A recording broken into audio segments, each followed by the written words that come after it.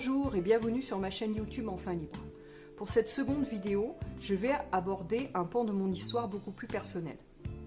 Puisque je ne suis pas auteur depuis toujours, je vais en effet vous expliquer comment l'écriture s'est invitée durablement dans mon existence, mais aussi le point de départ de mon travail d'analyse qui s'est étalé sur plusieurs années.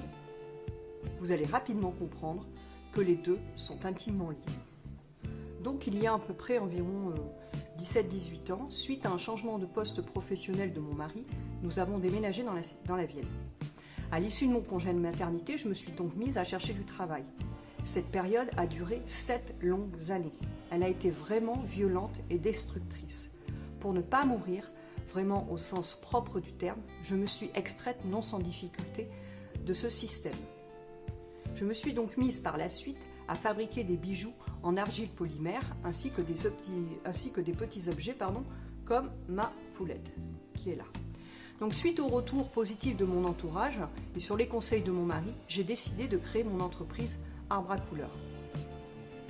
En parallèle de cette activité, j'écrivais des billets d'humeur sur cette nouvelle expérience, sur mes impressions, mes envies, mais aussi mes futurs projets. J'ai travaillé ainsi comme cela pendant à peu près 2-3 ans. Puis, à l'orée d'un été, j'ai été obligée de m'arrêter suite à un mal de dents qui me faisait réellement souffrir et qui monopolisait vraiment toute mon énergie. Je suis allée donc voir ma dentiste qui m'a fait passer quelques examens et qui ne m'a rien trouvé. Et là, elle m'a conseillé de me laver les dents avec de l'eau oxygénée. Bon, j'ai dit pourquoi pas. Et une fois rentrée chez moi, mon mari m'a conseillé de reprendre mes billets d'humeur que j'avais écrits depuis quelques mois pour en faire le bilan. Cet état des lieux professionnel s'est rapidement transformé en un état des lieux personnel. Et là, rapidement, telle une urgence pour continuer à vivre, des élaborations, des analyses, des mises en lien ont jailli vraiment du plus profond de moi et se sont exprimées à travers l'écriture. Et puis, petit à petit, l'idée de transformer toutes ces élaborations en un livre est née et Enfin Libre, journal d'une créatrice, d'une artiste, a vu le jour. C'est alors que j'ai pleinement réalisé que ma place était dans l'écriture. J'ai enchaîné très rapidement sur l'écriture de mon premier roman noir, Des gens presque ordinaires, puis sur mon deuxième ouvrage de développement personnel, La quête de la liberté intérieure. Je vais vous détailler à présent ce que j'ai compris à l'époque grâce à l'écriture de cet ouvrage. Donc j'ai compris ce que je venais de traverser et le pourquoi je venais de le traverser. En fait, parce que je devais vraiment comprendre des choses pour continuer d'avancer. J'ai aussi compris le pourquoi j'étais demeurée dans cette situation de recherche d'emploi aussi longtemps. J'ai aussi compris les liens de ce pourquoi avec mon passé. J'ai aussi réalisé ce que j'avais porté pendant cette situation de recherche d'emploi qui m'incombait et ce qui ne m'incombait pas.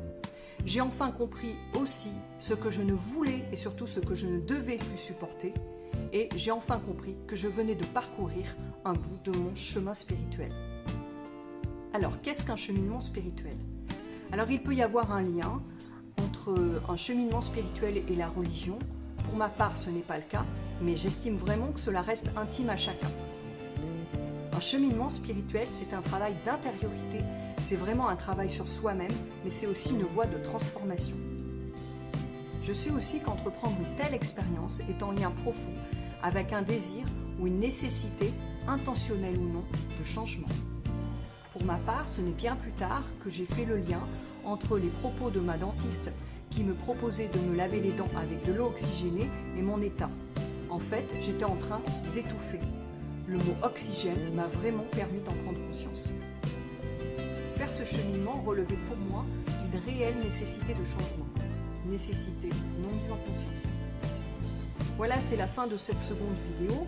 Je vous remercie de m'avoir suivi et je vous dis à très bientôt. D'ici là, n'hésitez pas à aller découvrir tous mes billets d'humeur ainsi que mes ouvrages sur www.natalielegrand.fr. N'hésitez pas non plus à aimer cette vidéo et à vous abonner à ma chaîne. Je vous dis à très bientôt et puis surtout, prenez soin de vous.